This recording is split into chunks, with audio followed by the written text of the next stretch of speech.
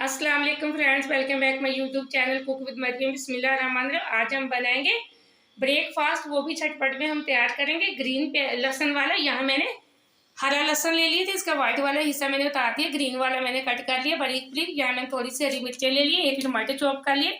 ये मैंने एक प्याज ली थी और एक बड़े साइज का आलू लिया था, जिसको आलू को मैंने इस तरह बारीक बारीक पीस बना लिए। प्याज को भी मैंने बारीक बारीक कट कर लिया। अब सबसे पहले सालन बनाने के लिए हम एक पतीला लेंगे। यहाँ मैंने लहसुन, प्याज और आलू, हरी मिर्चा, टमाटर डाल दिए। अब इसके अंदर मैं डाल दूंगी ऑयल। पानी मैंने कुछ भी नहीं डाला, ये मैंने आलू और प्याज धोकर डाले थे, इसलिए ये लो फ्लेम पे इसकी स्टीम में ही अच्छे से गल जाएंगे। अब हम इसके अंदर डालेंगे कुछ मिर्च मसाले। यहाँ हम डाल देंगे नमक,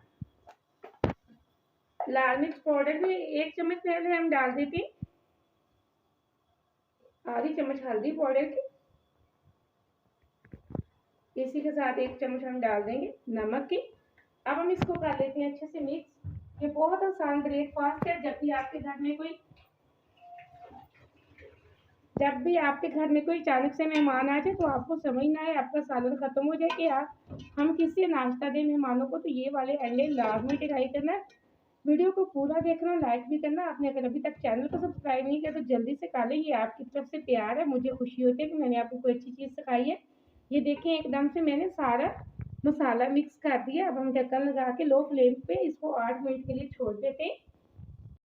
यहाँ मैंने आलूओं को गलाने के लिए छोड़े हुए 8 मिनट हो चुके हैं। अब हम चेक कर लेते हैं। बिस्मिल्लाहिर्रहमानिर्रहीम। ये देखें, स्टीम के अंदर हमारा प्याज, आलू और लहसुन, टमाटर हर अच्छे से गल चुका है। ये देखिए, अब हम इसकी कर लेते हैं भुनाई। अब हम इसमें कुछ खुश्क मसाले डालेंगे टू फ्लेवर के लिए। यहाँ मैंने खुश्क धनिया पाउडर 1 छोटी चम्मच, 1 छोटी चम्मच हम जीरा पाउडर और पिसे हुए गर्म मसाले के डाल देते। अब हम 3 से 4 मिनट अच्छे से कर लेते हैं हाई फ्लेम पे इसकी भुनाई।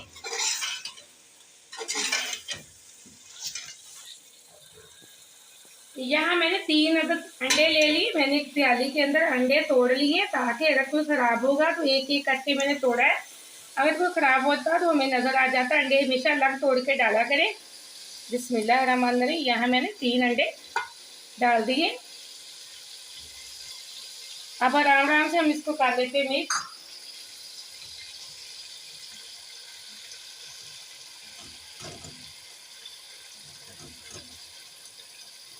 थोड़ा सा हम इसको पकने देंगे, फिर हम इसको करेंगे मिक्स।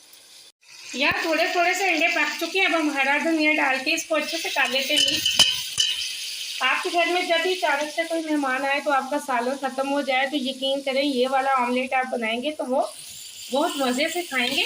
इसके साथ आप पराठा उतारें या फिर आप वो सूखी रोटी पसंद है तो वो भी खा सकते हैं, कोई मसला नहीं। एकदम से हमारा ऑमलेट रेडी हो चुका है माशाल्लाह। एकदम से बहुत प्यारी लुक आई है इसकी, बहुत मज़े का बना है।